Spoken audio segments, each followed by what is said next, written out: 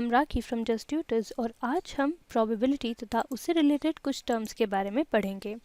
यहाँ हमारे पास कुछ वार्म अप क्वेश्चन है जिन्हें ट्राई करने के लिए आप ये वीडियो पॉज कर सकते हैं। तो चलिए देखते हैं इन प्रश्नों के उत्तर क्या होंगे। हम शुरुआत करते हैं प्रश्न संख्या 1 से। यहाँ हमें ज्ञात करना है कि यदि हम एक सिक्का उछालें तो हमें क्या क्या रिजल्ट मिल सकते हैं। यदि आप एक सिक्का उछालेंगे तो यहाँ केवल दो ही पॉसिबिलिटीज़ हैं, हेड और टेल।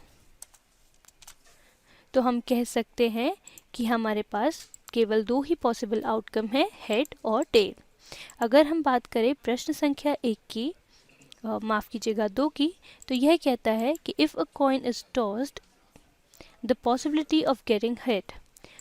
यदि हम कोई सिक्का उछालें तो यहाँ केवल दो ही पॉसिबिलिटीज़ हैं, हेड या टेल, और दोनों की ही चांसेस आधे आधे हैं। तो हम कह सकते हैं कि प्रोबेबिलिटी होगी 50%। तो चलिए आगे बढ़ते हैं। तो अब हम जानेंगे कि प्रोबेबिलिटी या प्रायिकता क्या होती है।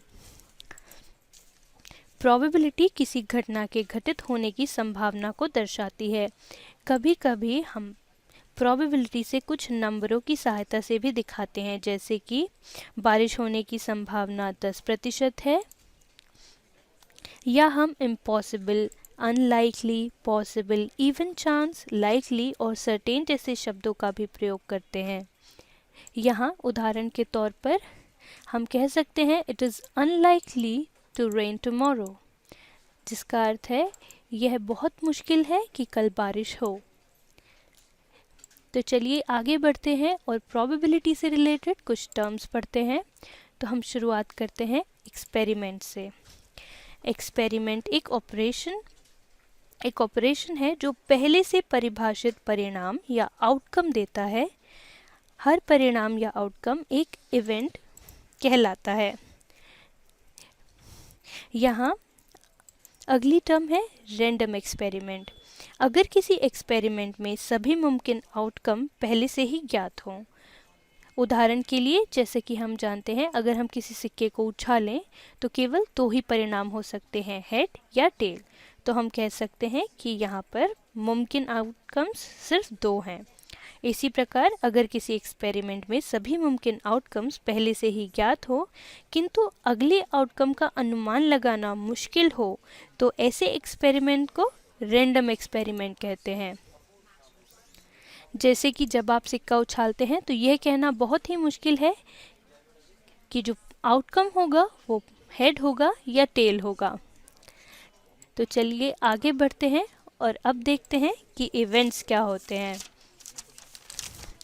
तो किसी एक्सपेरिमेंट में सभी रिजल्ट्स या आउटकम में से वे रिजल्ट जो एक निश्चित रिजल्ट के फेवर में हो, इवेंट्स कहलाते हैं और इन्हें हम ई से डिनोट करते हैं।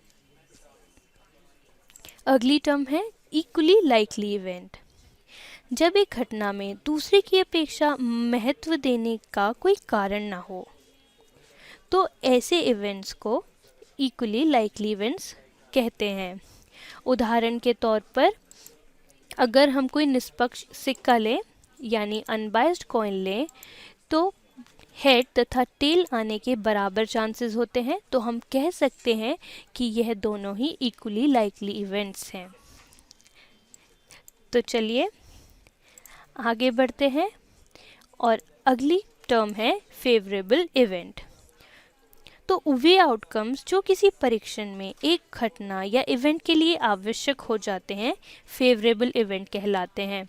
उदाहरण के तौर पर अगर हम दो पासे फेंकें और दोनों पासों पर आए हुए नंबरों का सम 5 होने के लिए जो फेवरेबल इवेंट्स होंगे वो 4 होंगे, जैसे कि 1 या 4, 2 या 3, 3 या 2, 4 या 1।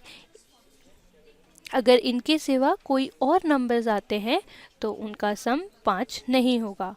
उदाहरण के तौर पर 5 या अगर एक पासे पर 5 आए तो दूसरे पासे पर हम जानते हैं कि 0 नहीं आ सकता, वह 1 ही होगा, तो सम 5 से अधिक हो जाएगा।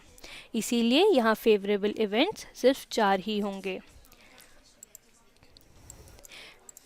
तो यहाँ कुछ प्रैक्टिस क्वेश्चन है जिन्हें ट्राई करने के लिए आप ये वीडियो पॉज भी कर सकते हैं। तो चलिए देख लेते हैं अपने प्रैक्टिस क्वेश्चंस के आंसर।